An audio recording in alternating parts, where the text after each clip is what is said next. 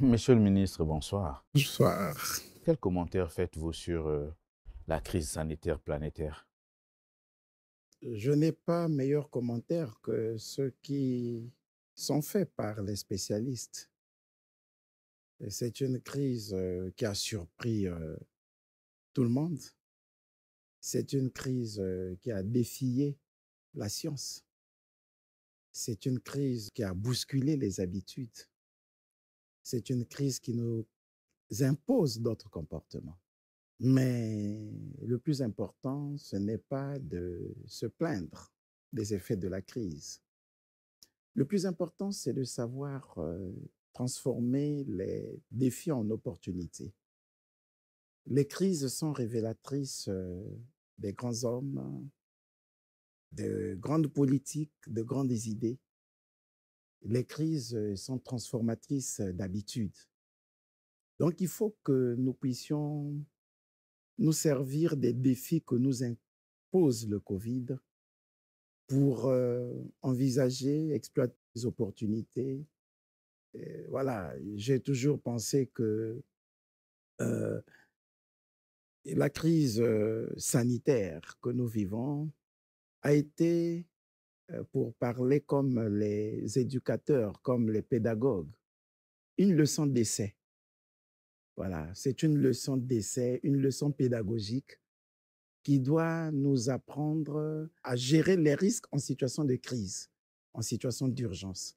Mais l'Afrique est en train de donner la preuve de ce qu'elle peut être capable de gérer aussi de grandes crises.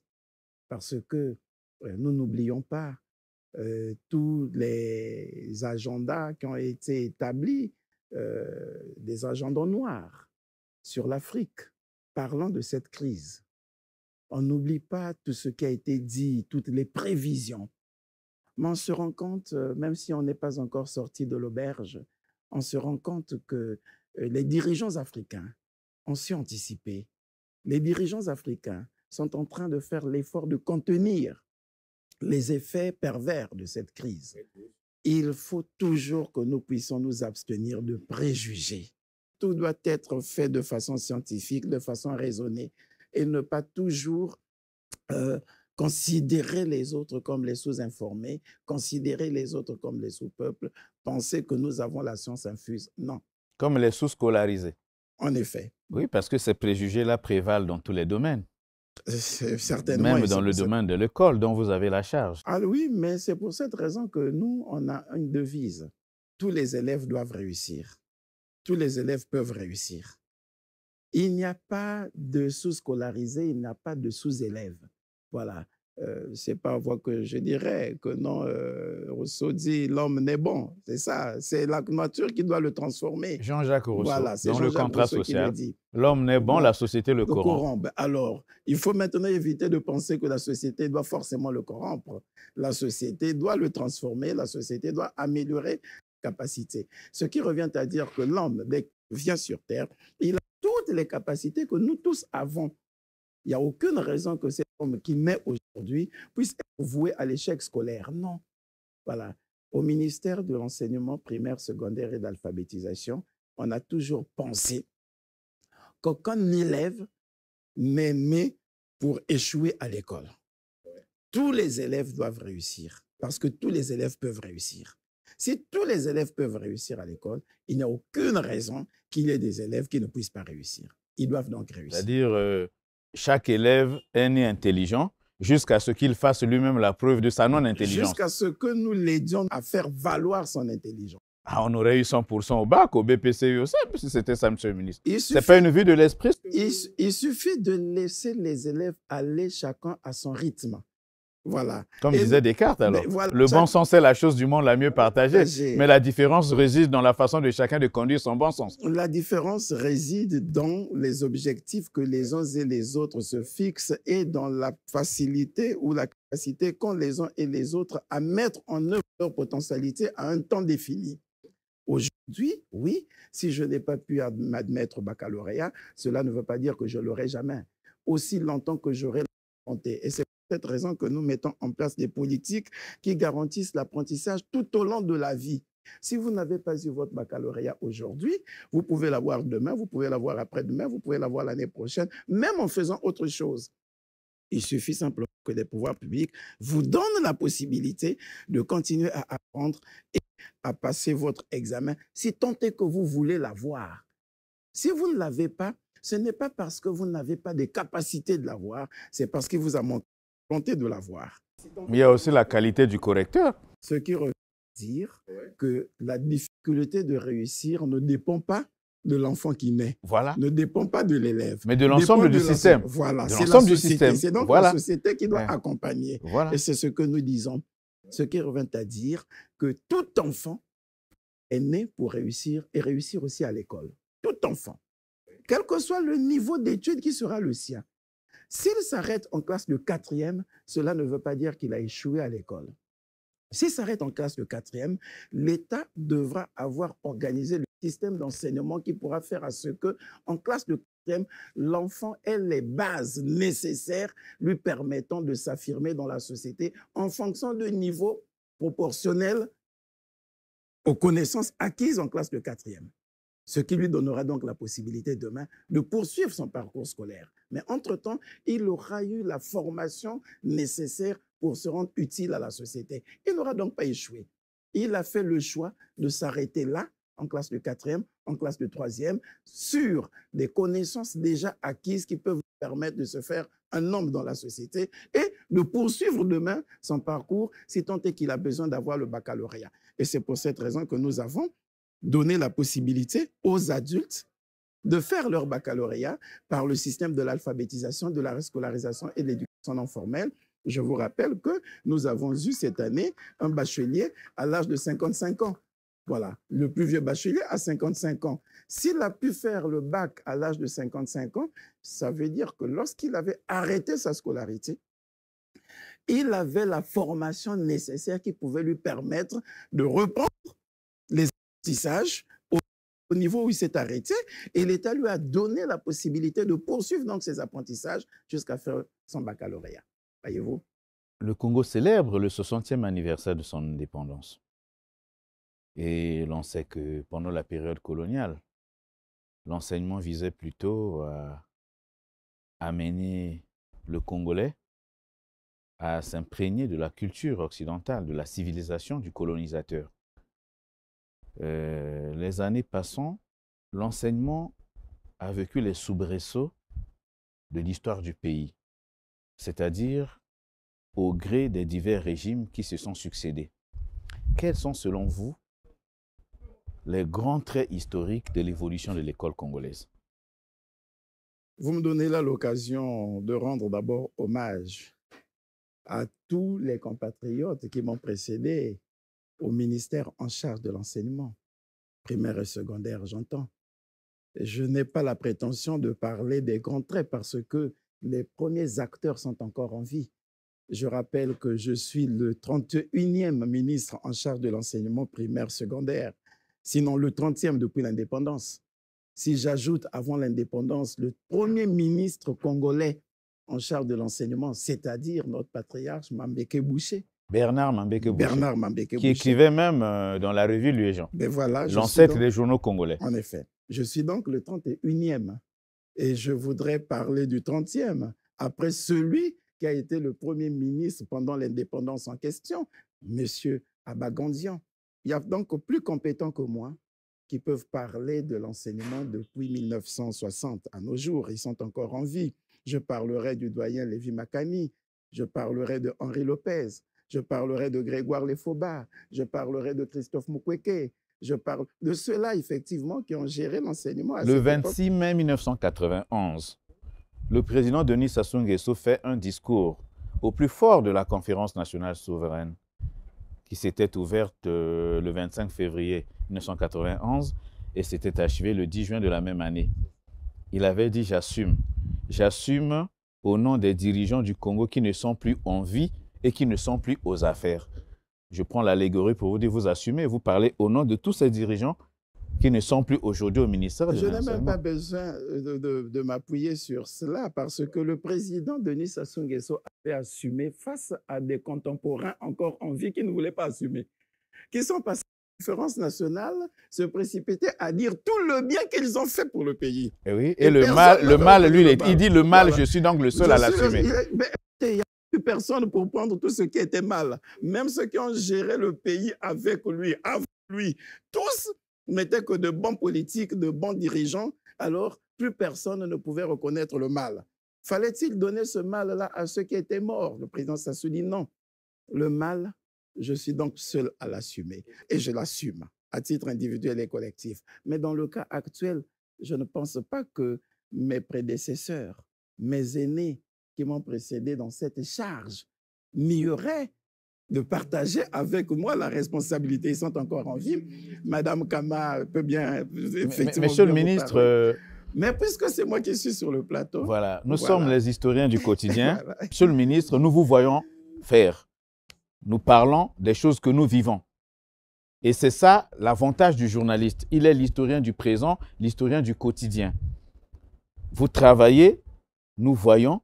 C'est fort de tout cela que nous vous posons la question sur les grands traits historiques de l'évolution de l'école congolaise. Merci. Non, mais nous sommes bien en phase. J'étais simplement en train de rendre hommage à tous mes prédécesseurs, qui m'ont précédé, qui n'ont pas démérité, qui n'ont pas démérité, et qui sont là, qui vont nous suivre, qui pourront effectivement corriger ce que je suis en train de dire. Mais pour parler des grands traits, j'ai envie, si vous me permettez, de revenir d'abord, si nous voulons réussir un tableau comparé. Vous parlez de 60 ans depuis l'indépendance. Oui, monsieur le ministre. Permettez-moi de parler aussi des 60 ans avant l'indépendance. Donc, de 1900 à 1960, ça fait bien 60 ans. Voilà. Donc, on va voir ce qu'a été l'école pendant 60 ans avant l'indépendance et ce qu'est l'école 60 ans après l'indépendance. Voilà. Et pour parler de l'école 60 ans avant l'indépendance, j'ai envie de repartir à la colonisation qui s'ouvre dans notre continent et particulièrement dans notre pays au cours des années 1880, pour nous offrir donc les premiers organes d'enseignement en 1983. Avant donc l'indépendance, l'école congolaise, et depuis 1880, était portée par des confessions religieuses. Voilà. Il y a la mission catholique, voilà, effectivement, avec le père Augoire, le père Kari, qui font rentrer donc le système d'enseignement avec les missions catholiques de l'Isolo et de Luango, la mission protestante, qui était composée des Suédois, et la mission salutiste. Voilà les trois confessions religieuses qui amènent l'enseignement. Mais avec quelle finalité? La finalité, à ce moment, ce n'était pas de former des hommes instruits. La finalité, c'était de former des chrétiens. C'était de former des gens qui seront moralement capables de relayer la mission d'évangélisation dans les familles, dans les villages, dans les clans. De dompter l'âme noire. Voilà. Ce n'était donc pas l'école en ce moment au sens où nous l'entendons.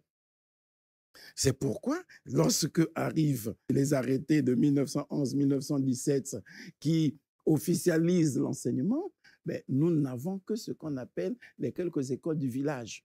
C'est-à-dire, un prêtre est quelque part, là où il habite, il ouvre ses portes à 5 ou 6 enfants, 7 enfants, à qui il va donner, pas l'enseignement en tant que tel, mais l'enseignement de la Bible pour lui permettre de relier cette formation biblique, cette formation morale aux gens autour de lui, de façon à ce que ces personnes-là puissent adhérer à la mission d'évangélisation par l'école.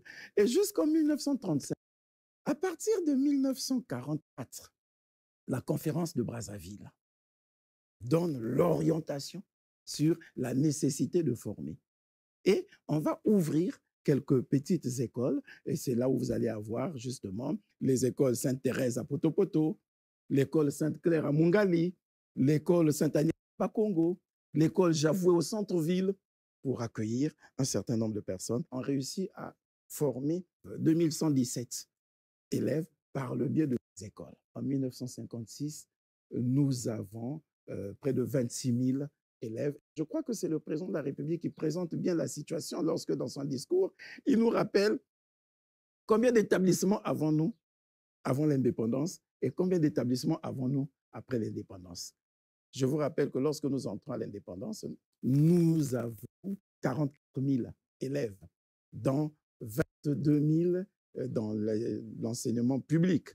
Voilà. Et les autres... Ça, c'est en 1960? Nous sommes, oui, en 1960, entre 58 et 60. Vous avez ces statistiques. De la colonisation à 1960, on peut se permettre de dire nous n'avons pas eu grand-chose.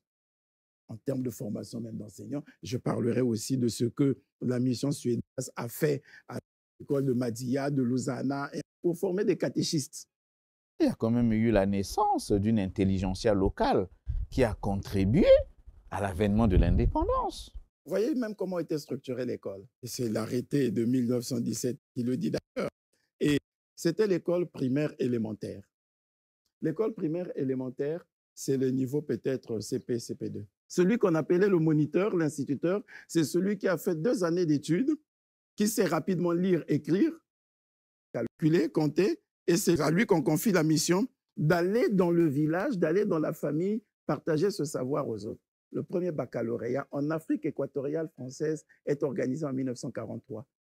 Mais je me demande si on avait déjà des nationaux à ce niveau. C'était certainement pour inscrire au baccalauréat les enfants des colons qui arrivaient, puisque les premiers bacheliers ne se présentent qu'au courant 1956. Voilà. Donc, je n'exclus pas que nous ayons déjà eu une élite qui s'est affirmée, mais c'est ceux qui ont eu la grâce d'être allés à l'étranger. Voilà. Mais le plus grand nombre des personnes formées, le plus grand nombre, c'est après l'indépendance. Je vous dis, jusqu'à l'indépendance, nous avons autour de moins de 50 000 élèves à l'école. C'est d'autant plus que nous n'avons même pas à tout compter près de 100 enseignants, voilà, qui pour la plupart étaient des colons. Mais avec quelle finalité? C'était pour favoriser effectivement l'exploitation coloniale, former des gens très rapidement pour qu'ils aillent travailler dans les compagnies concessionnaires, pour servir donc d'interprète entre les ouvriers et l'exploitant concessionnaire. Mais la fin justifie les moyens. Ben voilà, et c'est cela. Machiavel est clair, non, dans Le Prince. C'est bien cela. Donc, c'est la conférence de 1944 qui institue l'enseignement secondaire. La conférence de Brazzaville. La conférence de Brazzaville de 1944 qui demande donc qu'on organise l'enseignement secondaire, y compris l'enseignement supérieur. Voilà. Alors, nous arrivons en 1961. Il y a la conférence de l'UNESCO à Addis Abeba. Et c'est cette conférence qui demande que soit rendu obligatoire l'enseignement dans les pays colonisés, justement, qui vont accéder à l'indépendance bientôt. Il fallait étendre la formation, organiser l'enseignement pour que nous ayons cette fois-ci un système secondaire digne de ce nom. Parce que celui qu'on appelait le système secondaire, l'école primaire supérieure, c'est ceux qui s'arrêtaient en classe de 4e et tout de suite on les envoyait à la production. Il fallait maintenant tout faire pour organiser un vrai système d'enseignement. On commence le lycée Savournien de Brazza, le lycée Victor Augagneur à Pointe-Noire, voilà, le lycée Campagnard de Makoua.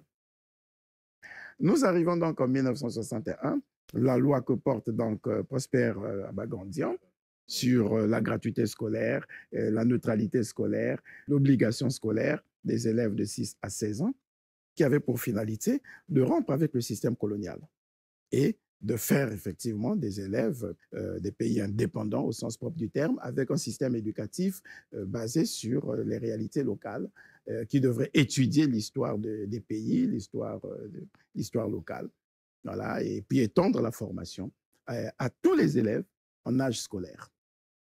Nous arrivons en 1965. Nous avons, avec ce système, on est parti de moins de 50 000 élèves à près de 150, 170 000 élèves en 1965. En 1964, il devait être 150 000 élèves. En 1965, ils étaient 177 000 élèves sur une population d'1 million d'habitants. Ça veut dire qu'on avait même déjà dépassé le cap de 10%. Voilà. En ayant élargi la formation à tous les enfants. Il y avait encore... Nous sommes en 65. Arrive la décision de nationaliser l'enseignement. Pourquoi? Parce que dans ce système, on avait moins d'écoles publiques. Je vous l'ai dit, c'est le système colonial qui se poursuit d'une manière ou d'une autre, malgré l'obligation scolaire. La survivance du pacte colonial. Ah ben oui, l'école est toujours dominée par la mission catholique, la mission protestante et la mission salutiste. qui est rentré dans les années 1940, 1950, parce que les Suédois rentrent, je crois, en 1907, oui, et puis les salutistes vers les années 1935. Voilà. Donc, c'est eux qui dirigent encore l'école à ce moment. Et on avait encore ces quelques écoles religieuses avec une forte dose d'enseignement religieux. Voilà. Et 65 arrive avec un besoin, un, de laïcité de l'école et deux, de nationalisation de l'école. Oui, parce qu'il fallait rendre l'école laïque et il fallait que l'État ait le contrôle de l'école. Et la loi va être portée par le ministre Matissa en 1965. C'est d'ailleurs Martin Berry qui l'annonce Voilà. le 14 juillet 1965 au congrès constitutif de l'UJEC. Voilà. Oui, au nom de la GMNF. Au nom de la GMNF. Au nom de la GMNF, exact, oui, exact. le 14 juillet 1965. En effet. Mais c'est parce que c'était une réflexion qui était déjà au sein du MNR et la loi a été initiée par le ministre Boukoulou à l'époque et c'est le ministre Matissa qui parachève après cette annonce de Martin Berry qui fait de l'école une école publique, la nationalisation de l'enseignement. Voilà. C'est donc la loi du 28 septembre 1961 qui arrive jusqu'en 1965 avec la loi 3265 du 12 août 1965 consacrant la nationalisation de l'enseignement, ce qui va faire fuir quelques enseignants qui étaient pris en charge par les confessions religieuses. Ils vont aller au Gabon, ils vont aller au Congo d'en face, ainsi de suite. Et nous subissons encore un déficit en personnel enseignant à ce moment-là. Cette loi de 65 va être confortée par un décret de 1967 porté par le ministre Lévy-Makani qui institue le brevet d'études moyennes générales et le brevet d'études moyennes techniques à la place du brevet d'études du premier cycle. Il fallait à tout prix tropicaliser l'enseignement, l'adapter. Pour simplifier la phraséologie, le BMG remplace le BPC. En effet. Parce que c'est voilà, le terme courant. C'est ça, c'est ça. Entre-temps, le débat sur l'enseignement continue à se faire jour. Il y a eu d'abord le colloque de 1967, il y a eu un colloque en 1969, il y a eu un colloque de 1970, et qui décide maintenant de l'institutionnalisation de l'école du peuple. On dit... L'adéquation, formation, emploi, ainsi de suite. Oui. Jusque-là, l'enseignement de 1965, oui, c'est bien, on a nationalisé, on a coupé le cordon ombilical avec le colon, mais on a encore le mythe du diplôme. On a encore le culte de l'intellectuel pur.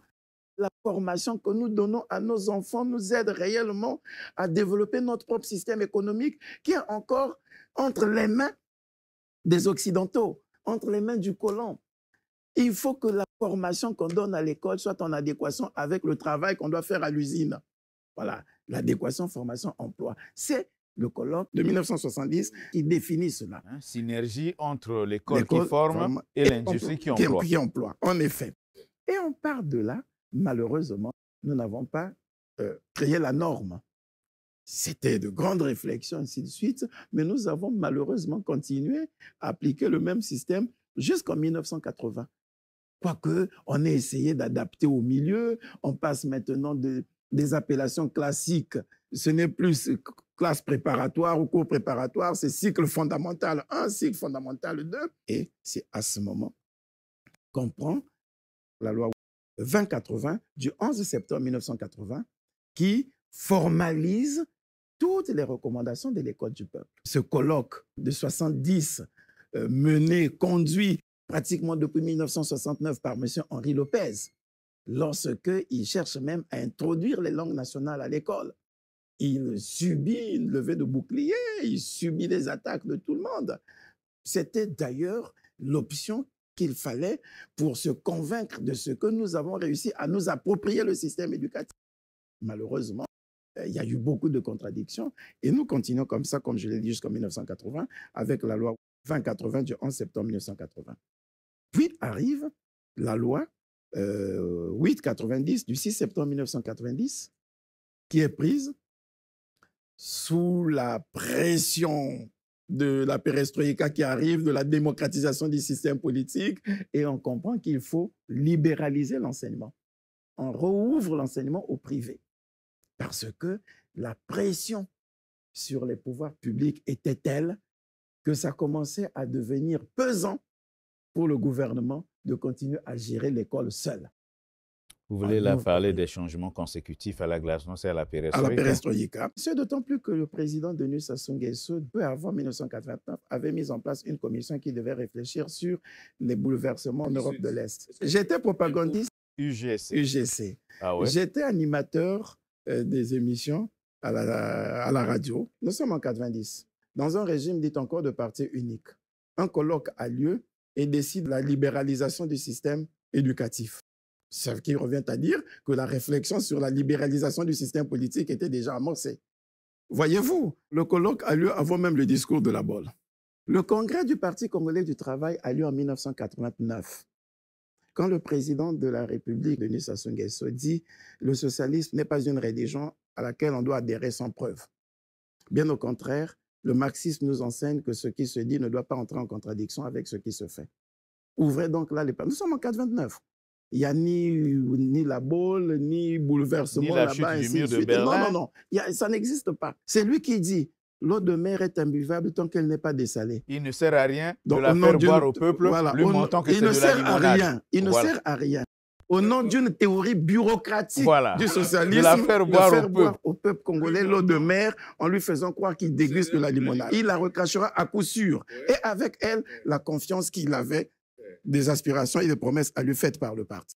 Je suis là simplement pour rappeler que la volonté d'ouverture est déjà affichée avant tout ce que nous avons connu avec le bouleversement. Mais avant la conférence nationale, est-ce que les différents handicaps constatés ou supposés n'étaient pas dus au fait que lorsque le président Massamba Deba nationalise l'enseignement en 1965, son obsession est de former les cadres à l'idéologie socialiste et de les aider à se départir de l'idéologie occidentale ou à rompre définitivement avec la culture française? Mais c'est un instrument, c'est l'outil d'appropriation. On ne peut pas se réapproprier sa souveraineté, se réapproprier ses ressources nationales sans idéologie. Oui, mais parce que rien ne se fait sans idéologie. Je vous l'ai dit d'ailleurs que pour réussir sa domination coloniale, le colon est venu par le biais de l'évangélisation.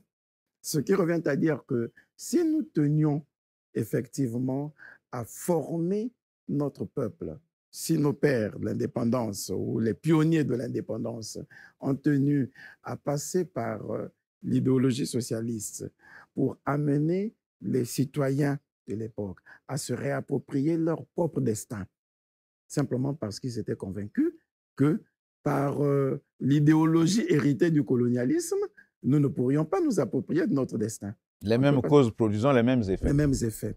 OK. Arrive le courant des jeunes formés en URSS à l'époque, dans les pays de l'Est, qui nous font découvrir les vertus du socialisme dans un débat socialisme bantou, socialisme scientifique, et ainsi de suite, bon, sur fond de crise, de contradiction, mais toujours est-il que le dénominateur commun était le socialisme, qui était pour nous le moyen par lequel les citoyens devraient s'approprier leur propre destin, jouir de leur indépendance et affirmer leur souveraineté. La nationalisation de l'école, obéissant à cette logique, nous y sommes parvenus. Mais au-delà, il fallait lutter contre l'évangélisation à outrance à l'école.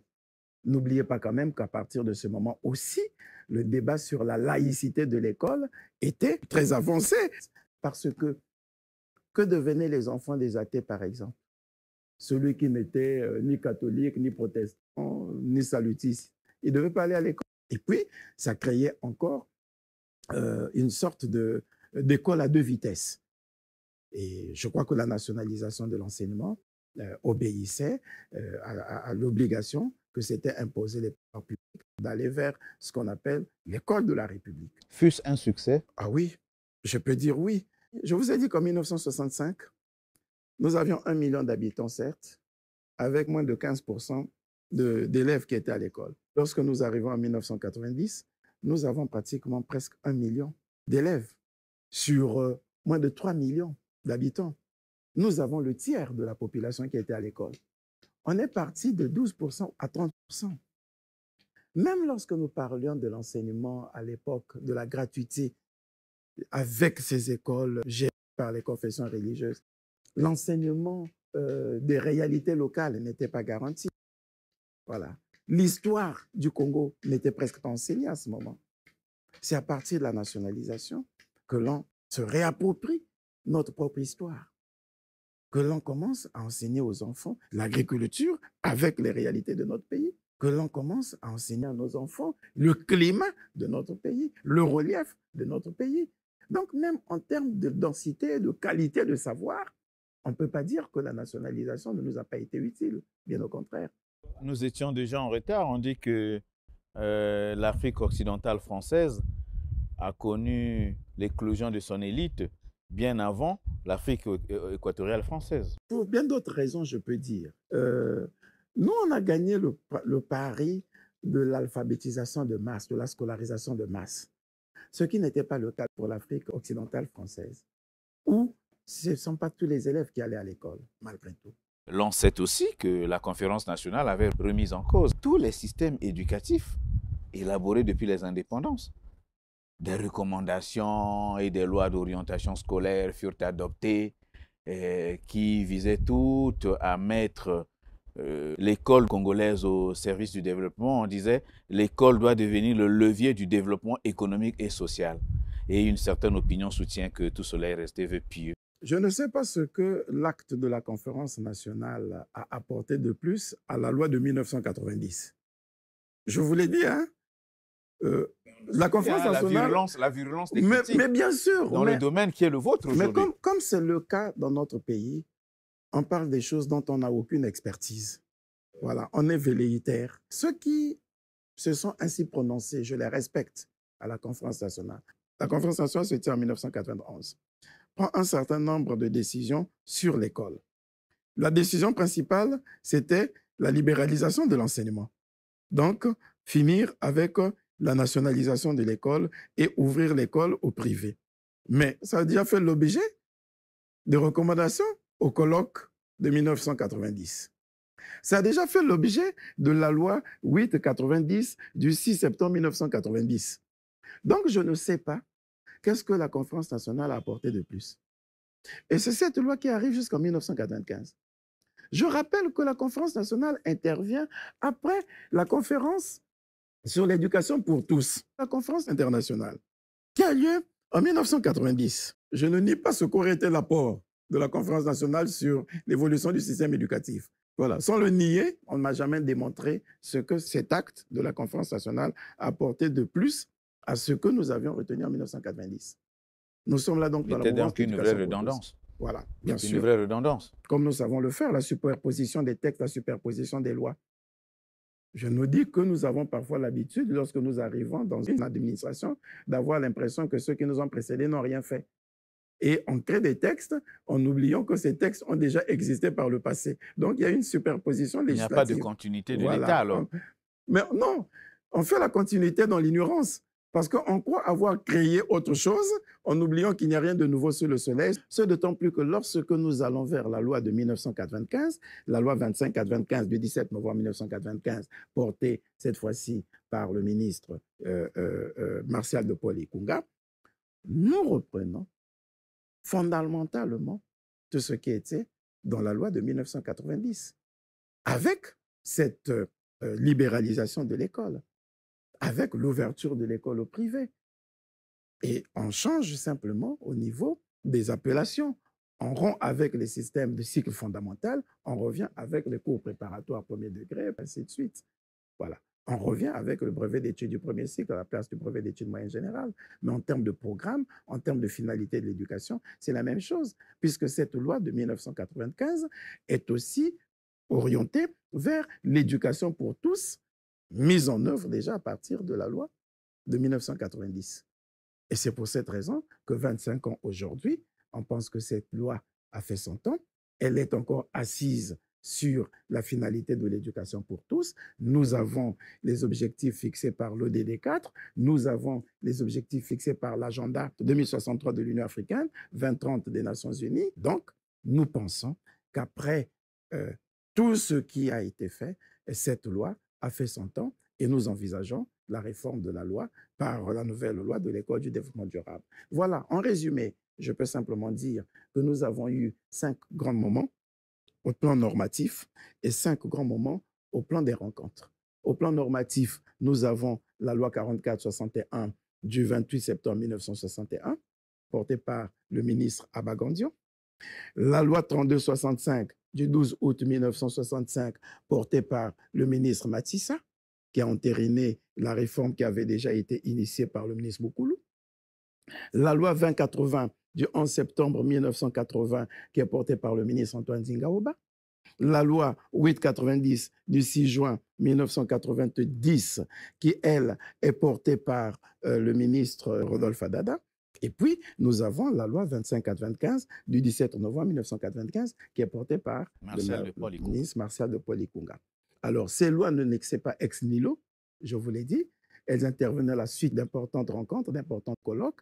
Je vous ai parlé de la conférence de l'UNESCO en 1961, qui a demandé effectivement de généraliser l'enseignement primaire. Je vous ai parlé du colloque de 1967. Je vous ai parlé du colloque de 1969, du colloque de 1970 et du colloque bilan de 1990, effectivement, qui a ouvert la voie à la loi de 1990 sur l'éducation pour tous. Voilà ce qu'on peut retenir comme grand trait de la législation et des différentes rencontres de l'enseignement de l'indépendance à nos jours. Maintenant, nous travaillons sur l'école du développement durable en application de la vision du président Denis Sassou Nguesso, tel qu'il l'a formulée dans son ouvrage « L'Afrique, enjeu de la planète, les défis du développement durable ». En effet. Vous vous êtes armé jusqu'aux dents, monsieur le ministre. Non, mais parce que... Je vois l'ouvrage « L'Afrique, enjeu de la planète » de Denis Sassou Nguesso. Oui. Et je vois l'ouvrage. Parce que là-dedans, le président Denis Sassou Nguesso fixe les grandes lignes de ce que devra être l'école, je crois, depuis 2009.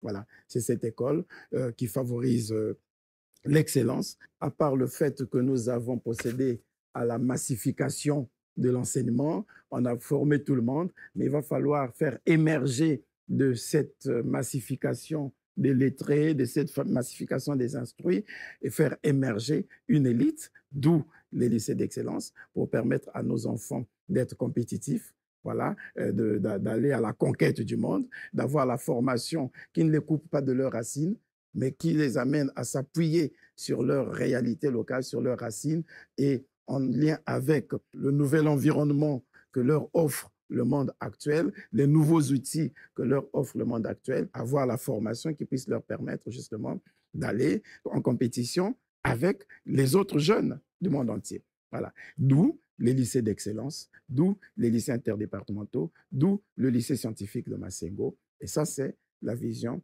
du président Denis Sassou Nguesso, faire un lien entre la formation de masse et la formation de l'élite. Nous sommes un pays à 70% jeunes. Donc, l'investissement que cela requiert n'est pas le même que cela requiert pour les pays occidentaux où ils ont moins de jeunes et plus de personnes âgées. Voilà.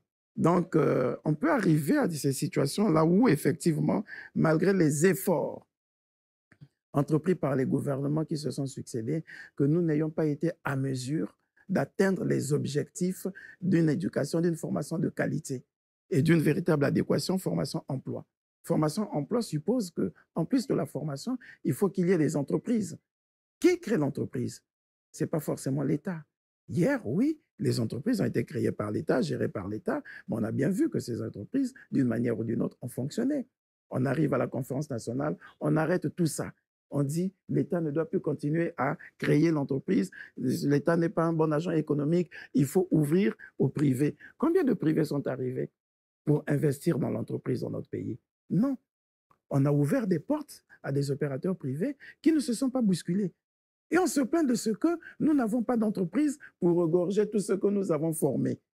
La difficulté que nous avons, ce n'est pas le déficit de formation, mais c'est le déficit d'utilisation du personnel formé à l'entreprise. Pourquoi? Est-ce parce que nous n'avons pas formé? Non, nous en avons formé suffisamment. Tellement formé que les portes de l'emploi sont fermées parce qu'il n'y a pas d'emploi. Qui crée l'emploi? Forcément l'État. Eh bien, c'est pour cette raison que vous avez vu l'État les ramener tous à la fonction publique et on se retrouve avec une fonction publique pléthorique. Oui, mais ça se justifie parce que quand même l'accession à la nouvelle donne devait être préparée. Cela a été fait Ce à qui revient à dire que l'américaine, nous ex l'avons anticipé. abrupto, ex abrupto. Ce qui revient à dire que nous l'avons précipité en 1991 en allant à la conférence nationale et en ouvrant le pays vers la démocratie. C'est ce que vous dites. Mais non, mais c'est vous qui me le dites. Allons-y, monsieur le ministre. Non, puisque vous dites qu'on ne s'était peut-être pas suffisamment préparé, assumons donc le fait que nous nous étions peut-être préparés politiquement parce que nous avons réussi à instaurer un système démocratique avec des élections libres, transparentes et permanentes, à part la parenthèse de 92-97 où on avait du mal à réussir vraiment les élections parce que le fait que des gens n'aient pas eu le respect de la parole donnée, aient eu du mal à gérer les relations politiques, les rapports politiques, nous a amené à des crises qui ont failli nous faire rater le rendez-vous de l'élection présidentielle de 1997. Nous avons raté le rendez-vous à l'école. Monsieur le ministre, je suis l'une des victimes de l'année blanche entre 1992 et 1997 à l'université Marion-Ngouabi. Ce n'était pas l'école qui était défaillante. C'est ceux qui devaient gérer les rapports politiques qui n'ont pas pu les gérer et l'école en a subi le coup. C'est pourquoi vous nous voyez, et ça c'est une instruction même du président Denis Sassou Nguesso, que les soubresauts politiques, y compris même sanitaires, n'aient aucun impact sur l'école parce que c'est grave. Vous avez été parmi les rescapés. Savez-vous combien de vos condisciples ont quitté l'école du fait de ces années blanches? C'est pour cette raison qu'on ne permet pas les années blanches. C'est pour cette raison que vous nous voyez même au fort de la crise aller dans le pool, dans les zones en conflit, difficiles d'accès, pour aller rouvrir les écoles, pour permettre aux élèves de passer leurs examens d'État.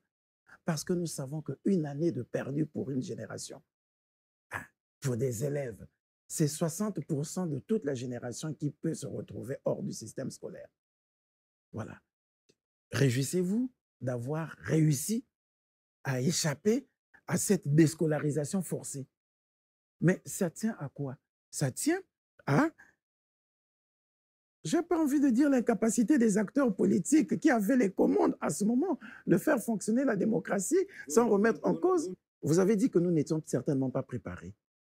Je dis oui, on peut penser qu'on était préparés au plan politique.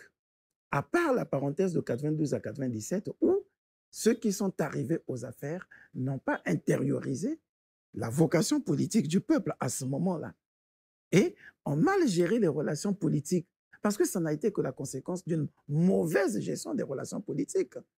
Si, entre 92 et 93, les vainqueurs de l'élection présidentielle avaient bien géré les relations entre eux, vainqueurs, en 92, il y avait deux vainqueurs de l'élection présidentielle, deux partis qui ont fait alliance pour remporter l'élection présidentielle.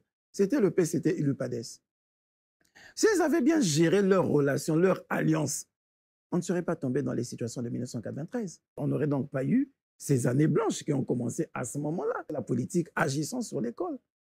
Et c'est tirant les leçons de cela que le président Denis Sassou Nguesso ne permet pas que les contradictions politiques, aussi brèves soient-elles, puissent avoir une répercussion sur l'école. Il n'y a qu'à voir ce qui s'est passé après les événements, les soubresauts d'avril 2016. Le pool était paralysé. Êtes-vous posé la question comment on a fait pour organiser les examens d'État en juin 2016 dans un département totalement paralysé, dans un département où plus personne n'y allait? Tous les villages étaient déserts. Dès que vous avez traversé Madibou, il n'y avait plus rien. Pas d'âmes qui vivent. Pas d'âmes qui vivent, pas un poussin. Nous avons affronté ça sur instruction du président Denis Sassou Nguesso pour éviter de retomber dans les travers de 93-97. C'est pourquoi je dis, cette parenthèse mise à part, à aucun moment, l'école ne s'est sentie paralysée. Par la suite, on a eu justement la paralysie à partir de 98 et 2000. Mais après, nous faisons tout pour que l'école ne subisse pas le coup. Vous avez évoqué les lycées d'excellence. On y aspire aussi à l'excellence? Ah, mais bien sûr. Dans ces lycées-là, bien sûr. Il y a une preuve? Il y a quelques occurrences pour légitimer votre propos, monsieur le ministre? Oui. On ne peut pas douter de l'apport des lycées d'excellence dans l'amélioration de la qualité de notre système éducatif, notamment en termes d'infrastructures, en termes de conditions d'apprentissage, déjà, Et en termes des résultats aux examens d'État, je peux vous dire que c'est le lycée, couplé aux lycées interdépartementaux, qui nous ont permis d'avoir désormais les mentions très bien, par exemple, au baccalauréat. Si tant est qu'on devrait évaluer sur les rendements scolaires au niveau des examens d'État, en l'occurrence au baccalauréat, et d'avoir des mentions même excellentes au niveau du BPC depuis l'indépendance. Cette année encore, le premier élève avec mention très bien, 1677, il est bien du lycée d'excellence de Mbunda. Et tous les élèves ont eu obtenu leur baccalauréat avec mention, ce qui n'est pas le cas. Nous espérons que cela ne résulte ni de la connivence ni de la complaisance. Hein. Pas du tout, pas du tout. Non, simplement des conditions d'apprentissage. Ils ne sont pas très nombreux, ils ont les enseignants, ils ont les moyens qu'il faut.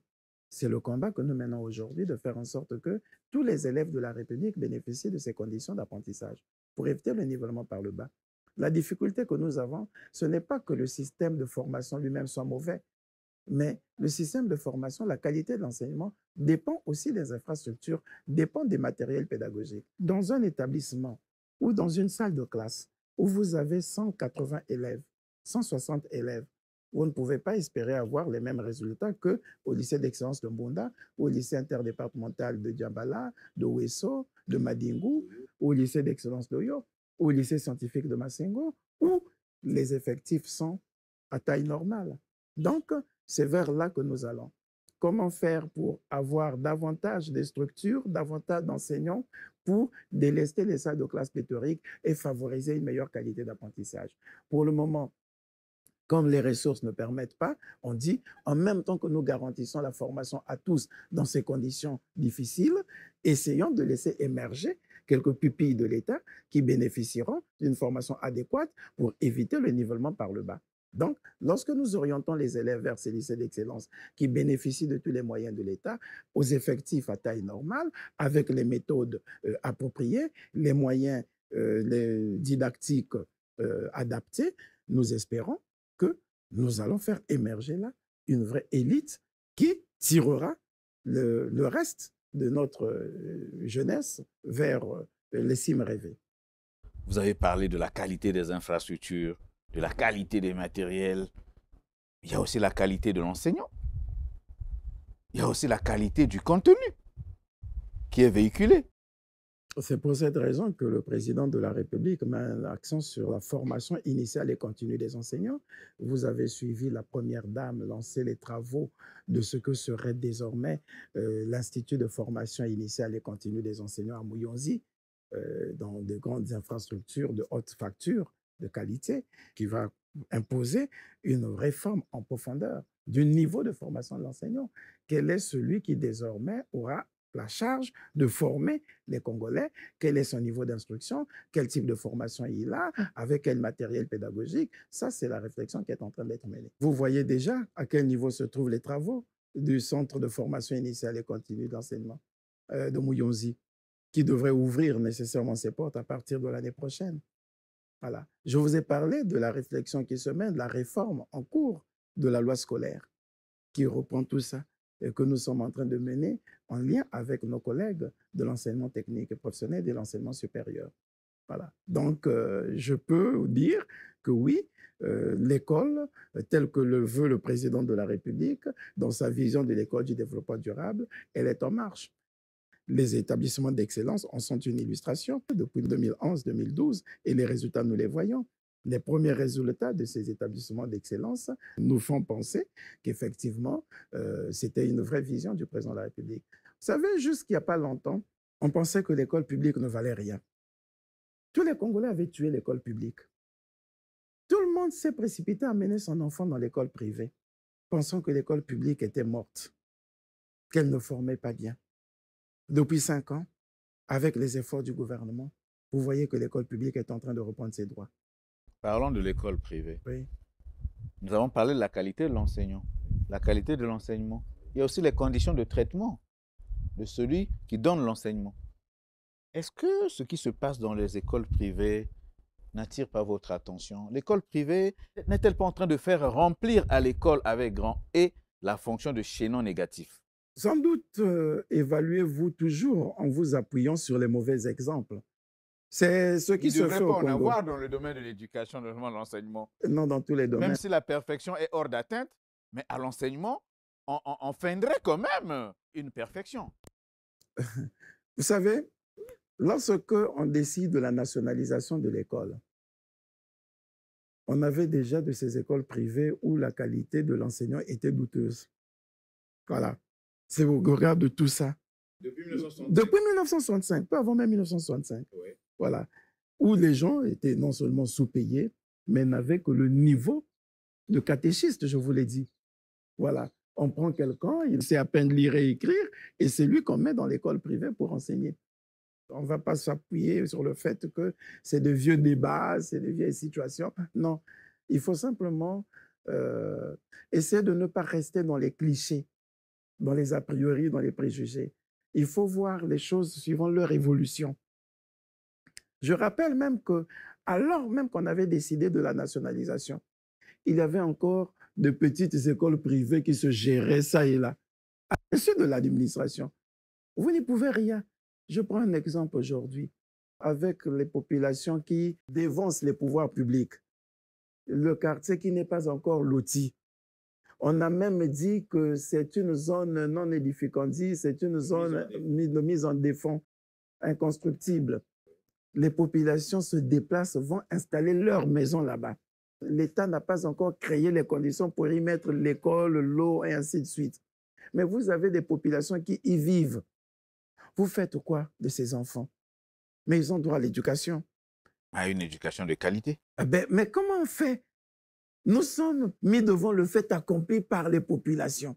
À ce moment-là, vous régulez. On régule comment? On chasse les populations? Non, mais on vous regardez ce qui se passe dans ces écoles-là. Voilà. Si la norme n'est pas respectée, vous y mettez de l'ordre. Oui. Si quelqu'un qui a ses moyens n'est pas à mesure d'aller installer une école de haute qualité, avec de belles infrastructures, avec de bons enseignants là-bas, s'il ne peut pas le faire, on fait quoi? Il dit non, moi si je veux investir là-bas, je n'entrerai pas dans mon investissement. Ce n'est pas rentable. Je fais quoi? C'est un investissement nul. Je ne peux pas. Il va s'improviser, la nature a horreur du vide. Quelqu'un va s'improviser, va monter rapidement une structure et va nous accueillir ces enfants. Moi, l'État, je fais quoi? Je dis ferme ton école à Mayanga là-bas, au fin fond de Ngamakoso. À ce moment-là, qu'est-ce que vous faites, vous, l'État? Nous ne pouvez pas fermer l'école. On ne ferme pas l'école. C'est vrai. On suit. Oui. On essaie de suivre. Et vous n'allez pas vous rendre compte que nous suivons, malgré tous les programmes, nous suivons la qualité de l'enseignement qui est donné. Vous allez simplement juger la défaillance de l'État, la défaillance du système scolaire par la qualité des infrastructures qui s'y trouvent. Bon, que voulez-vous qu'on fasse? Si vous, le politique, vous décidez d'aller construire une école à moins de 5 km de l'ancienne école, parce que les populations vous ont dit là-bas que pour que nous puissions voter pour vous, il faut qu'à tout prix que nous ayons l'école dans notre village.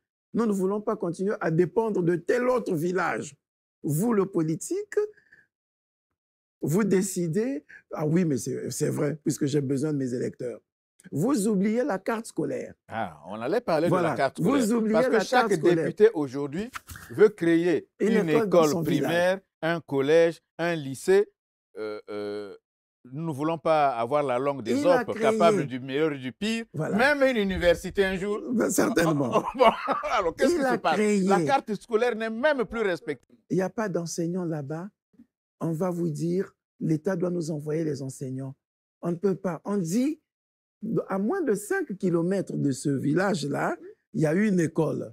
Les enfants pouvaient bien aller là-bas. Ils disent non. Nous voulons l'école chez nous. Le député ou l'élu, le politique ou le cadre qui a réussi a déjà créé l'école. On n'a pas pu envoyer les enseignants parce qu'il y a une planification que vous voulez qu'on fasse. Si vous n'avez pas peur des mots, monsieur le ministre. C'est la pression populaire. La pression populaire. Monsieur le ministre, vous avez évoqué Jean-Jacques Rousseau au début de cet entretien. Oui. Nous allons vous accompagner en évoquant Montesquieu dans l'esprit des lois. Dans un gouvernement même populaire, le pouvoir ne doit pas tomber entre les mains du bas peuple.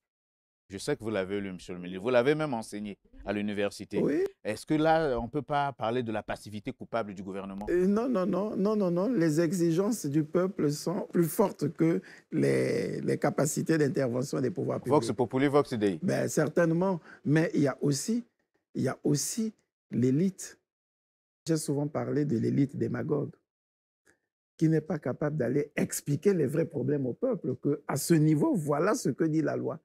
À ce niveau, voilà ce qui peut être fait. Mais lui, il a besoin, il s'est développé une forme de clientélisme de la part de nous tous.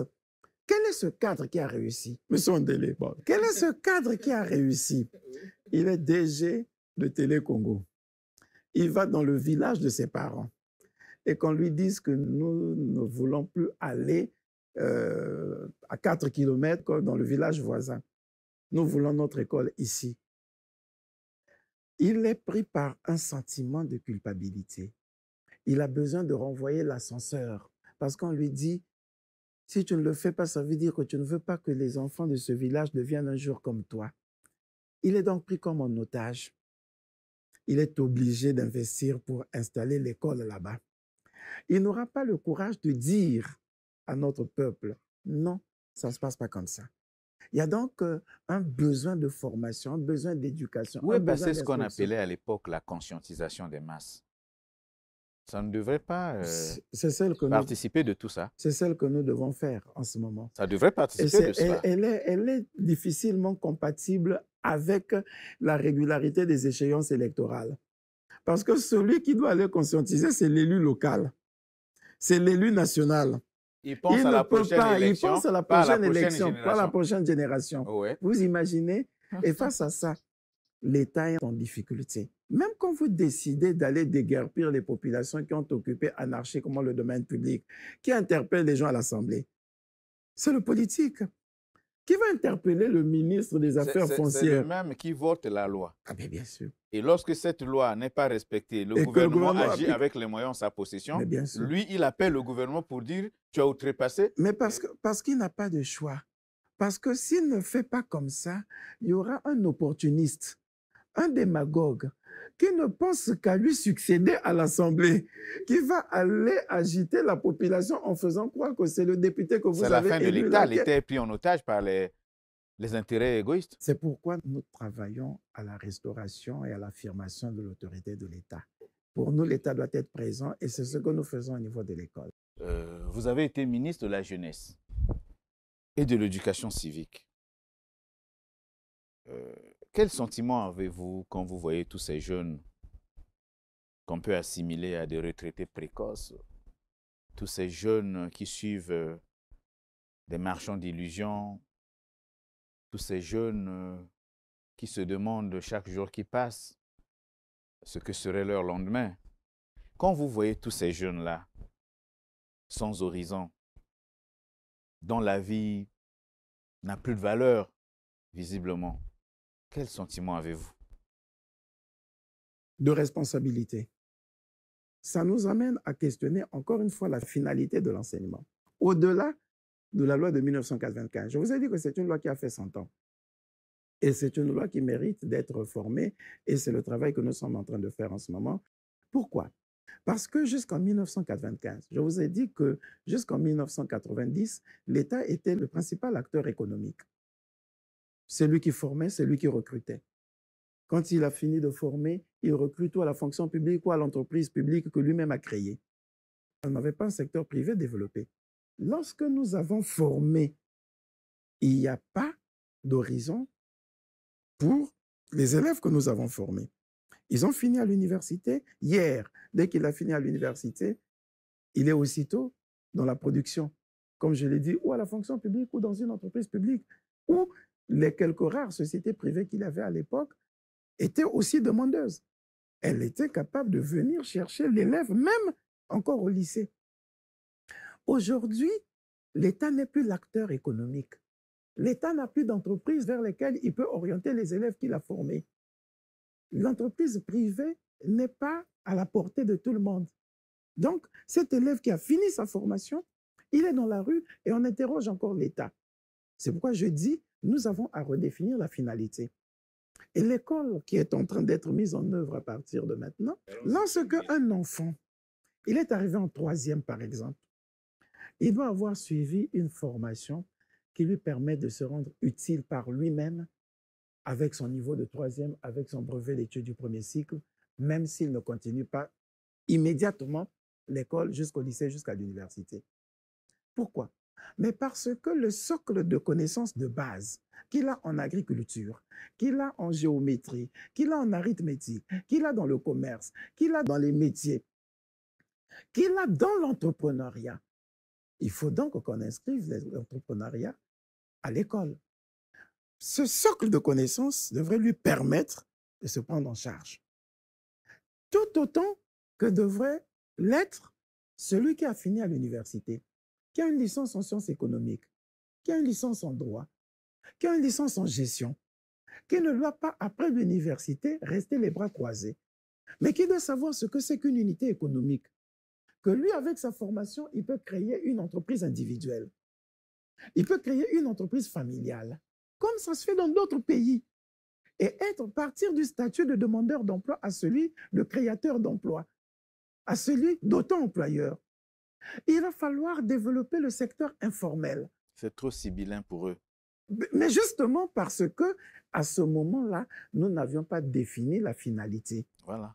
C'est cette finalité, oui, c'est cette finalité qui fait l'objet désormais de la loi en réflexion en ce moment. Je vous ai parlé de l'orientation de l'école du développement durable. De sorte que l'élève qui est féru des nouvelles technologies sache que ce ne sont pas des gadgets, qu'au travers de ces nouvelles technologies dont il a l'appropriation depuis le collège, depuis même l'école primaire, il peut se créer un métier, il peut se créer une unité économique, de sorte que s'il arrête les études en troisième alors qu'il maîtrise ces nouvelles technologies, il peut savoir comment s'occuper, se rendre utile à la société. C'est ça. C'est ce qui fait qu'aujourd'hui, vous parlez effectivement de ces élèves, de ces jeunes qui sont dans l'oisiveté. On n'a pas mis dans leur tête... Et comme l'oisiveté génère un malaise... Le vice, voilà. C'est la mère le vice. De vice. C'est, voilà. Je crois, Bismarck qui le dit. En effet. On n'a pas mis est la mère de tous les vices. Si Ève avait tué à recours les feuilles de son mari, elle n'aurait pas écouté si longtemps le serpent. Et nous devons formater la nouvelle conscience citoyenne. Qu'il ne soit pas celui qui attend de l'autre. Parce que c'était ça aussi notre culture. Nous attendons tous de l'autre. Ça fait que dans une famille, c'est celui qui a réussi qui est le pilier de toute la famille. Et les autres pensent que même s'ils ont des activités parallèles, ça ne répond pas, ça ne peut pas suffire. Il faut que l'aide vienne de l'autre. Il faut qu'on arrête avec cette façon de penser. Il faut que chacun soit artisan, acteur de sa propre vie, de son organisation. Qu'on ne s'attende pas seulement à ce que le bonheur vienne de l'autre. Et ça, c'est l'école qui doit former le citoyen. Monsieur le ministre, on voit bien que vous êtes en empathie avec le sujet. Pensez-vous vraiment que l'éducation civique soit une arme efficace pour vaincre la violence, la haine et toutes ces autres vilainies tout aussi pires qui affectent l'école? Bien sûr, et le travail qui est fait par le gouvernement, notamment par ma collègue en charge de l'éducation civique, poursuivant celui que modestement nous avons commencé avec nos prédécesseurs. Vous savez, lorsque nous parlons de l'éducation civique, je vous dis de ne pas prendre ces choses-là comme des faits à la mode, qui viennent comme si c'était un fait de mode printanier qui vient d'apparaître juste maintenant. Nous les avons depuis 1960. C'est des faits sociaux. J'ai même envie de vous rappeler que le premier cadre en charge de l'instruction civique, de l'éducation civique, c'est Martin Berry.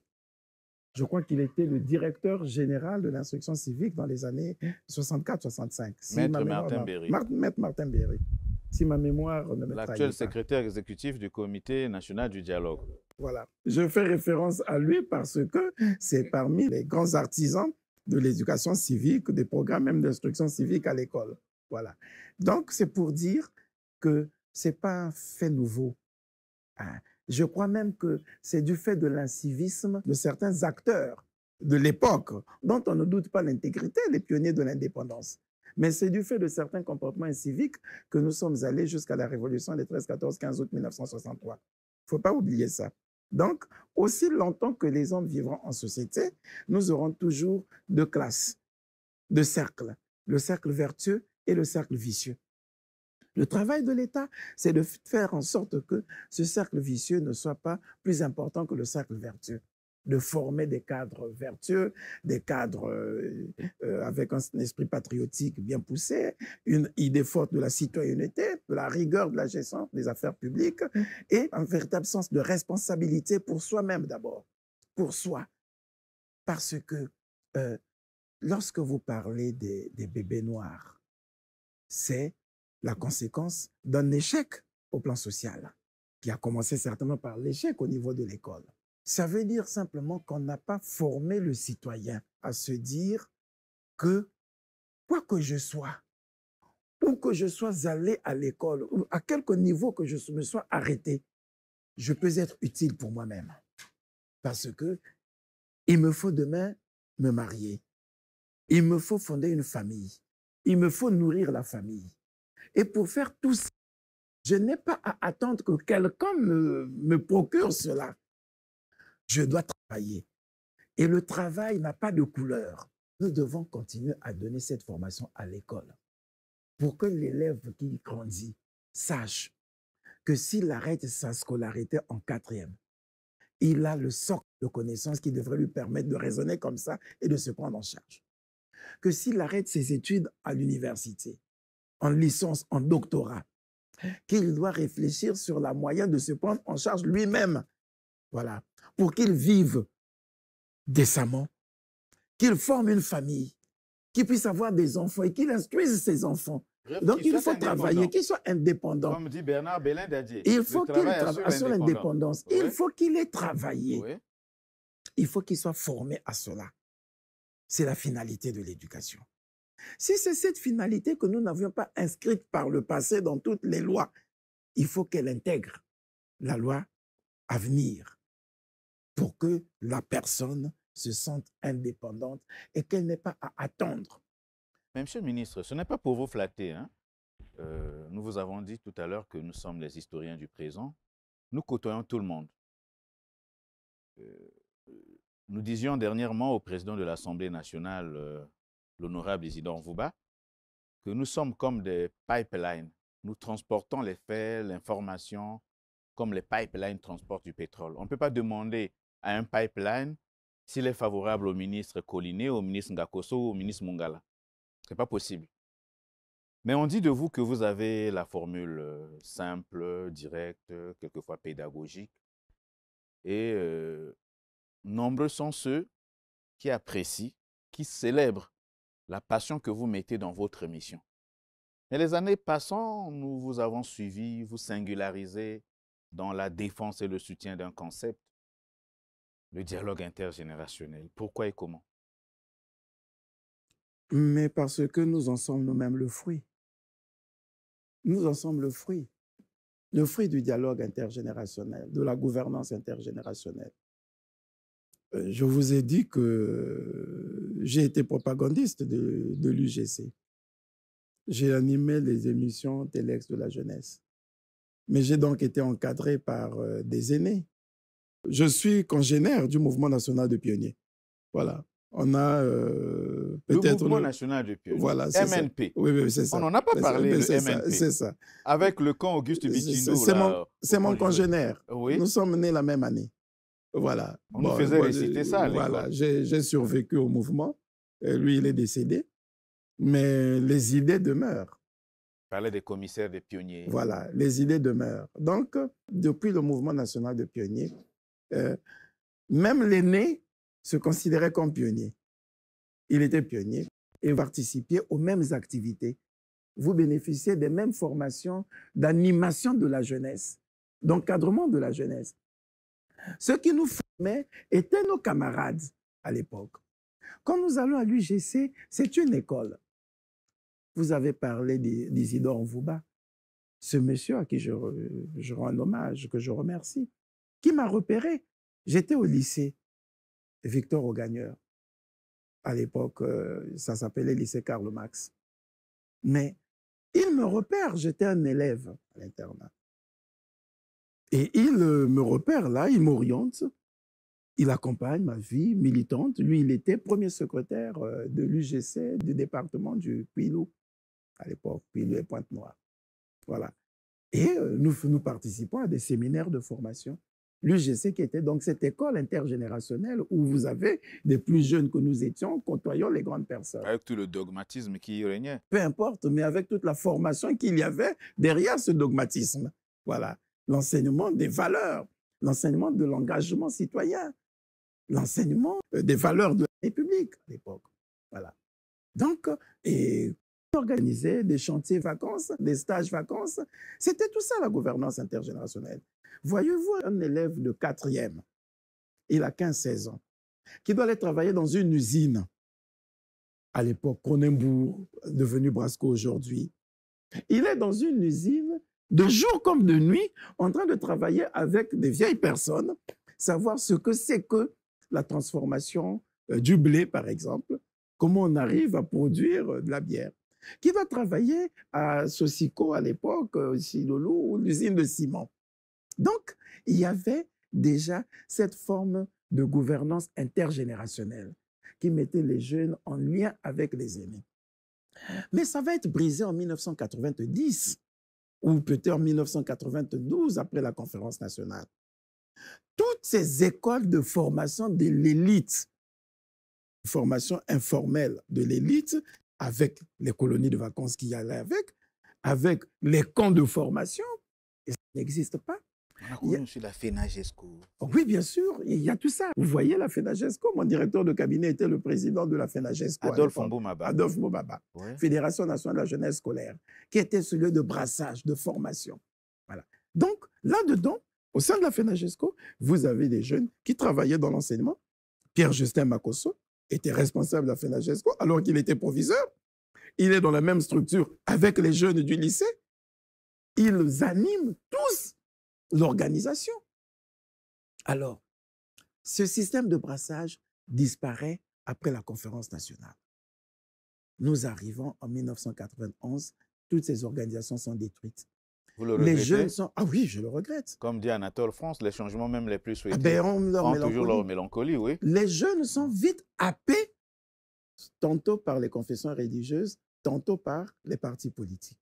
Donc, il n'y a plus ce moule de formation intergénérationnelle qui devrait les amener vers une conscience plus citoyenne que ne pouvaient pas leur offrir les partis politiques, forcément, parce que les partis politiques les ont utilisés simplement comme bétail électoral.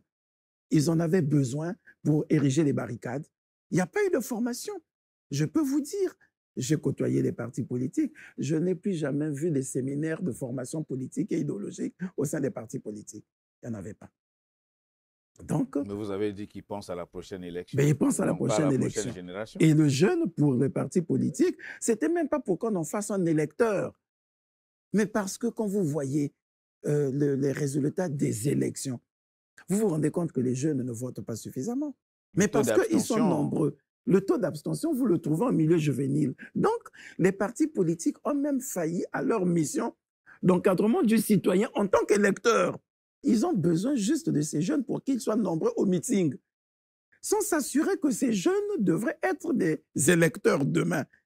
Et que l'électorat, là, c'est-à-dire le jeune électeur, non pas seulement pour moi, pour que je sois élu, mais pour que lui, il assume son statut de citoyen, qu'il soit fier d'être citoyen et d'avoir participé à l'élection de celui qui devra gouverner les valeurs de la citoyenneté de la République. On n'avait pas. Et c'est pour cette raison que lorsque, effectivement, 97 arrive, le président Denis Sassou Nguesso crée les conditions de résurrection de ces formes d'encadrement. Va avoir lieu en 2001 la conférence générale de la jeunesse, organisée par le ministre André Okombi Salissa. Et il faut lui rendre cet honneur. C'est l'histoire. Ah, mais bien sûr. C'est le ministre André Okombi Salissa qui organise la conférence générale de la jeunesse en 2001 et qui va prendre un certain nombre de lois dans la loi l'orientation de la jeunesse, envisageant la mise en place d'une plateforme de jeunes de nature à recréer les conditions d'encadrement de la jeunesse au travers de cette plateforme. Malheureusement, la mise en œuvre de cela a traîné parce qu'il fallait créer une sorte de Conseil national de la jeunesse qui n'avait pas été mis en place. Et nous participons, d'une manière ou d'une autre, à l'éclosion de ce Conseil national de la jeunesse lorsqu'en 2008, nous lancions, à titre privé, à titre citoyen, ce qu'on appelle la concertation pour l'encadrement de la jeunesse, qui nous a permis d'amener les jeunes à parcourir le pays, à briser les préjugés. Parce que vous aviez des enfants à Pointe-Noire qui pensaient que les jeunes de Pointe-Noire étaient brimés, que le bonheur était ailleurs, pas chez eux. Ceux du Kouilou reprochaient à ceux de la cuvette, qui, de leur côté, reprochaient peut-être à ceux des plateaux ou d'Oyo d'être des privilégiés, alors qu'eux, à Bundi, ne l'étaient pas. Vous aviez des comportements comme ça. Ceux de la cuvette ouest, ces jeunes, ils sont là, le docteur Ovaga, voilà, ceux de la cuvette ouest qui pensaient être la dernière roue du carrosse, qu'ils étaient totalement enclavés, que personne ne s'occupait d'eux. Et à partir de 2008, nous lançons ce mouvement de concertation pour l'encadrement de la jeunesse en amenant les jeunes à découvrir leur propre pays, allant de département en département, pour se rendre compte qu'au fond, ils avaient les mêmes difficultés. Que pendant que ceux de Pointe-Noire pensaient que le chômage, c'était chez eux, et qu'ailleurs, les gens étaient bien, ils arrivaient bien à découvrir ceux de la cuvette, vivant aussi dans des conditions plus modestes même que les leurs dans certains villages. Qu'il y avait aussi que des habitations précaires. Voilà, l'habitat n'était pas toujours aussi moderne partout comme ils le pensaient. Et on recrée justement la Conférence nationale de la jeunesse. On convoque à nouveau la conférence sous effectivement les recommandations de la concertation pour l'encadrement de la jeunesse, hein, il faut le dire. Et bien d'autres initiatives de jeunes, hein, bien d'autres initiatives de jeunes qui remettent au goût du jour les recommandations issues de la conférence de 2001, ce qui amène mon prédécesseur à la jeunesse, le ministre Kimpuni Zakari, à convoquer et organiser, sur instruction du président de la République, la conférence générale de la jeunesse en 2010, qui met en place le Conseil national de la jeunesse. Voilà. Et lorsque nous prenons le Conseil national de la jeunesse, nous mettons en œuvre le dialogue intergénérationnel, la gouvernance intergénérationnelle, en faisant en sorte que ce cadre de brassage de jeunes redevienne le moule de formation et permettre à ce que ces jeunes soient en lien avec leurs aînés, qui leur ont transmis les mécanismes de gestion de la jeunesse à l'époque. Et nous organisions chaque année des rencontres de ce genre avec ceux qui ont dirigé la jeunesse par le passé, les Obapounou, les Okabando Jean-Jules, qui a son âme, les Jean-Pierre Ngombe, et ainsi de suite. C'était Michel Ngakala qui venaient expliquer aux jeunes ce qu'était la jeunesse à l'époque, les programmes de l'époque, ainsi de suite. C'est de là que part le concept de la gouvernance intergénérationnelle que nous avons simplement voulu porter pour montrer qu'il fallait éviter d'aller vers l'alternance générationnelle que recherchaient les jeunes en 90 qu'ils avaient raté, parce que ceux de 90 voulaient d'une alternance générationnelle, ils l'ont raté parce que les anciens se sont coalisés et ont récupéré le contrôle de l'appareil, ils ont donc raté l'alternance générationnelle. Je dis, si nous reproduisons le débat sur l'alternance générationnelle à la veille de 2015, avec le référendum sur la réforme des institutions, ben les mêmes jeunes risquaient de rater l'alternance, de faire en sorte qu'il n'ait qu'à poursuivre avec la même génération qui aurait simplement changé d'épaule. On a dit qu'à l'ère coloniale, c'était amener le Congolais à s'imprégner de la mission dite civilisatrice, de la civilisation occidentale. On a parlé des réformes de 1961, on a parlé de la nationalisation de l'enseignement en 1965, on a parlé des colloques sur l'enseignement de 1969 et 1970, on a parlé de l'école peu avant et après la conférence nationale souveraine, on parle de l'école aujourd'hui. Ça se résume à un seul mot, réforme.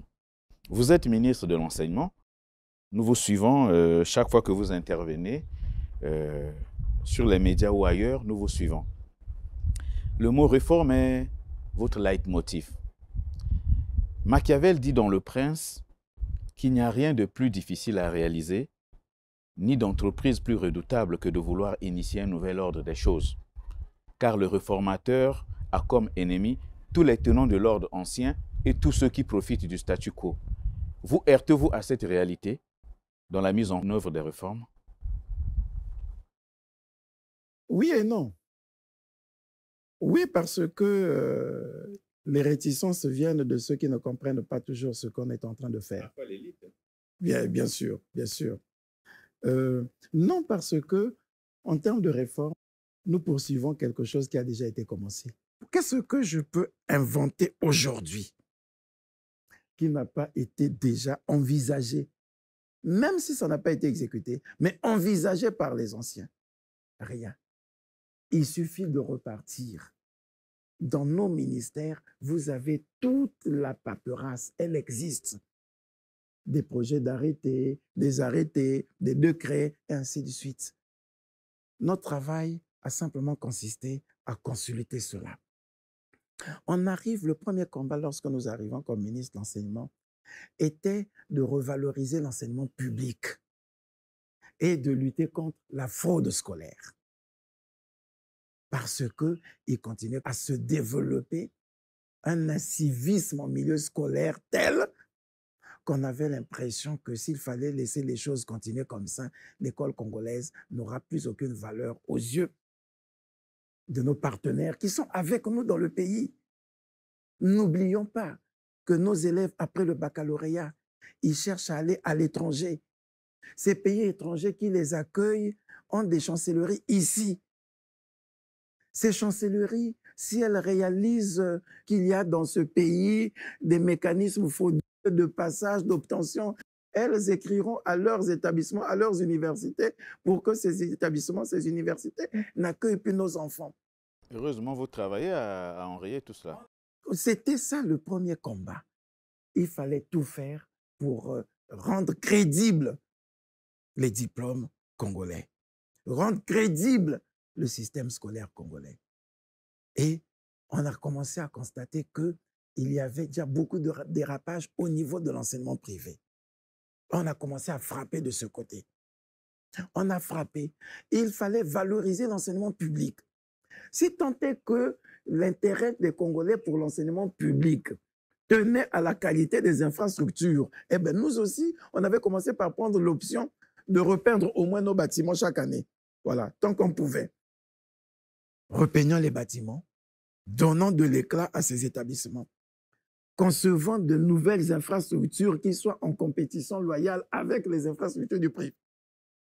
Et là, on a commencé à se rendre compte que finalement, le privé n'avait pas meilleure infrastructure parce que soit ils avaient de beaux bâtiments, mais ils n'avaient pas d'aire de jeu. Nous, on pouvait avoir des bâtiments vieillis, mais on avait des aires de jeu, la récréation pour les enfants, le sport pour les enfants.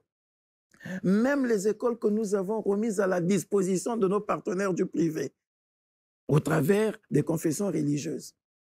Les animateurs de ces écoles se sont permis à sacrifier la cour de récréation de l'école pour transformer cet espace en soute de quincaillerie qui est à la disposition des commerçants. Voilà ce à quoi nous nous opposons de façon farouche. Nous disions qu'il nous fallait remporter la bataille dans le cadre d'une compétition loyale avec nos partenaires du privé, la bataille de la place de l'école publique dans le système éducatif. Et je crois que nous sommes en train de remporter cette bataille, y compris même en termes de résultats d'examen. Les résultats de ces 5 dernières années aux examens d'État nous montrent que c'est l'école publique qui est en train de remporter les meilleures médailles. Voilà. Donc ça, c'était déjà un pari gagné. Et forcez-vous donc de mettre l'école privée au diapason. C'est ce que nous sommes en train de faire, en encourageant et en accordant les agréments aux écoles privées qui réunissent les critères. En prenant aussi des mesures coercitives à l'encontre de ceux qui ne respectent pas la norme. À qui on refuse les agréments ou dont on ferme les établissements. Monsieur le ministre, nous voyons les librairies et bibliothèques de la place, et même de tout le Congo ou d'ailleurs, hein, peuplées de vos ouvrages. Vous avez par exemple écrit le régime consensualiste dans la Constitution congolaise du 25 octobre 2015, commenté article par article, avec la préface de Jean Girardin. Et dans ce livre, si nous ne nous trompons pas, vous jetez un regard sur les valeurs traditionnelles bantoues et la pratique universelle de la démocratie. Vous avez aussi écrit Le génocide en droit à l'épreuve du génocide de l'émotion, cas de la République du Congo. C'est ce livre. Vous avez écrit un troisième ouvrage, parmi tant d'autres, hein, nous en oublions forcément. Nous allons d'abord nous attarder sur ces deux ouvrages. Celui-ci et celui-là. Un commentaire, Monsieur le ministre. Non, j'essaie d'être comme vous. Vous avez dit que vous êtes l'historien du présent, c'est ça, non? Oui. Voilà. J'ai inscrit mon action dans le compte rendu, dans le témoignage. Sans être historien, je sais simplement de restituer au présent une partie de l'histoire que nous avons trouvée dans le pays pour que ça serve de repère aux générations futures. Parce que si nous ne restituions pas les choses d'un passé récent, ceux qui les vivront dans un avenir lointain ne sauront pas ce qui s'est passé. Et c'est pour cette raison que nous invitons toujours nos congénères à restituer. Ça peut paraître prétentieux, mais c'est pour que ça serve de repère aux générations futures, parce que la culture de l'oralité qui est la nôtre ne va toujours pas exister ad vitam aeternam au point de renseigner utilement les générations qui vont nous succéder. Verba volant scripta manent. Voilà, c'est ça. Les paroles sont Vol, folles, les écrits restent. restent. Vos écrits resteront, y compris ceux relatifs à la vie du Parti congolais du travail. Ah, mais bien sûr. Tout à l'heure, vous avez dit que si les politiques entre 1992 et 1997 avaient bien géré leur alliance, on éviterait quand même certains dérapages qui sont intervenus et qui ont mis à mal l'école congolaise. Et vous avez écrit ici un livre intitulé « Parti congolais du travail, le jubilé, connaître son parti pour mieux le servir ». C'est sûr qu'en passant aussi, vous avez dit quelques mots sur cet épisode qui a mis à mal l'école congolaise. Concrètement, qu'est-ce que vous dites dans ce livre? N'éludez pas aussi la partie relative à ce que vous avez évoqué, c'est-à-dire la responsabilité du PCT et de l'UPADS dans la déliquescence du système éducatif congolais. Que du PCT et du UPADS, du RDPS, du MCDDI, c'est-à-dire des partis politiques à ce moment-là, voilà, qui ont beaucoup plus recherché la conquête ou la conservation du pouvoir, plus que la formation de l'élite aux valeurs républicaines. C'est-à-dire tous les acteurs politiques et tous les partis politiques à l'époque, qui ont recherché simplement plus la conquête du pouvoir que la formation de l'élite aux valeurs républicaines, aux valeurs citoyennes. À preuve. Et même cette conquête du pouvoir, ils n'ont pas recherché en équipe, ils l'ont recherché en solo, à en juger la prolifération des partis politiques. Chacun se disant qu'il faut plutôt, pour que je puisse compter demain, que je crée mon propre parti politique. Et j'affiche... Parfois sur le lit de la parenté biologique. La parenté biologique. Il a simplement besoin, il n'a même pas besoin de se convaincre de ce que son épouse et ses enfants font partie de son parti. Non, il a juste besoin d'afficher le nom. Voilà, l'ancrage national était le cadet de ses soucis. Il n'y a rien. Il est convaincu qu'il est seul dans son parti. Mais il sait qu'au ministère de l'Intérieur, son parti est enregistré et on va dire tel parti. Qui est derrière? C'est qui le leader de ce parti? Ben, c'est moi. De sorte que lorsqu'il s'agira de la composition d'un gouvernement demain, on me verra moi. On n'a pas cherché à savoir qui est derrière moi. Voilà. C'était donc une sorte d'affichage. Un vrai tort causé au pays. Voilà. C'était un transfert de son physique, de son nom, en logo. De sorte que derrière le logo, on utilise moi qui veux être dirigeant. Voilà. Mais comment je vais faire pour que mon nom soit connu là-bas? Pour que mon physique soit identifié là-bas? Je vais transformer mon nom et mon clan en un logo. C'est l'enseigne que je vais vendre, peu importe ce qu'il y a à l'intérieur. C'est comme ça qu'on s'est retrouvé avec des milliers de partis politiques pour une population qui, à l'époque, n'avoisinait même pas 3 millions d'habitants. Voilà. Donc, le Parti congolais du travail est celui qui aura passé le plus de temps en vie parce qu'il est né en 69 et il était en train de célébrer son cinquantenaire en 2019. Ce livre consistait simplement à rappeler toutes les péripéties, les étapes par lesquelles le Parti congolais du travail est passé et répondait à certaines accusations qui lui sont faites sur sa gestion. Voilà. Accusations qui sont faites par des amis qui étaient membres du Parti congolais du travail aussi et qui pensaient qu'il suffisait de changer d'habit pour passer pour un homme sale à un homme propre, même quand on ne sait pas laver. Voilà, voilà. Quelqu'un qui a transpiré, il a sué, il se dit non. Ben, il ne pense pas être sale, lui aussi. C'est-à-dire un cafard qui se couvre de poudre. De poudre, voilà. Ben, il oublie que le coq, voilà. Ben, le coq le découvre toujours. Mais lui, c'est même pire que le cafard. Il pense qu'il suffit que j'aille chez moi, j'ouvre ma garde-robe, je change de chemise, je change de costume, et personne ne verra ma sueur. Personne ne saura que j'ai transpiré. Et je pourrais paraître maintenant comme un homme neuf, comme un homme propre. Voilà. C'est ce que vous dites dans ce livre. Non, non, non, je n'ai pas besoin de les stigmatiser de cette manière. Mais j'ai simplement rappelé tous les acteurs qui ont dirigé les instances du Parti congolais du travail à certaines époques, à certaines périodes, et les amener à comparer leur discours sur la gestion du Parti congolais du travail en 50 ans, à le ramener à l'époque pendant laquelle eux aussi ils étaient là, et qu'ils se posent donc la question, au fond, de qui s'agit-il? Mais parce que le parti dirigeant l'État, c'est le Parti congolais du travail par le biais du comité central qui définissait la ligne économique. Si moi, aujourd'hui, membre de tel parti ou fils d'un membre de tel parti, je dois attaquer la gestion du Parti congolais du travail en 50 ans, il faut que je me rappelle qu'à telle période, mon père, biologique ou spirituel ou politique, mon oncle ou moi-même, je faisais partie... Monsieur le ministre, nous vous laissons conclure cet entretien, mais nous souhaitons que vous insistiez sur les différentes politiques mises en œuvre dans le secteur de l'enseignement depuis l'indépendance, ainsi que sur les stratégies et les moyens déployés par les pouvoirs publics en vue de leur mise en œuvre. Bon, les stratégies mises en œuvre par les pouvoirs publics pour le système éducatif, nous les avons rappelées au travers des lois qui ont été prises et chacune avec sa finalité. Les politiques publiques, oui, mises en œuvre, ben, nous sommes partis de l'obligation scolaire pour tous les enfants de 6 à 16 ans. Nous sommes passés à l'école laïque avec la nationalisation. Nous avons opté pour l'adéquation formation-emploi avec la loi 1980, avec l'école du peuple.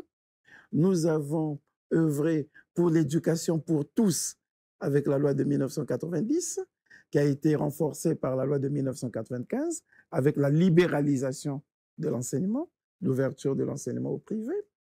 Nous avons envisagé désormais l'apprentissage tout au long de la vie, en faisant un lien entre la formation de l'enfant, quel que soit le niveau auquel il va arrêter sa formation scolaire, et son rôle dans la société. C'est ce qui fait l'objet de la loi en réflexion aujourd'hui, la loi scolaire qui devra venir à la suite de la loi de 1995.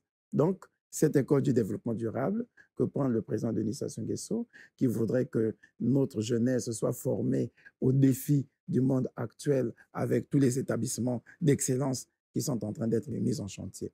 Ce que nous devons dire, 60 ans, oui, ça a été un long parcours. Mais nous avons les 60 prochaines années. Les 60 prochaines années qui doivent s'asseoir sur des valeurs républicaines. La première valeur républicaine, c'est le travail. J'aurais pu dire l'unité, mais on peut dire que le combat de l'unité est en train d'être gagné. Quoi que l'on dise, n'oublions pas cela. Est en train d'être gagné déjà par ce maillage de notre pays en infrastructure de base, avec cette politique très audacieuse mise en œuvre par le président Denis Sassou Nguesso. 60 ans, 60 minutes. Comment avez-vous trouvé le concept 60 ans, 60 minutes? Très évocateur et très futuriste, mais surtout très tendancieux. Oui, tendancieux parce que on ne saurait quand même évoquer en 60 minutes seulement 60 années de parcours. Merci. Monsieur le ministre.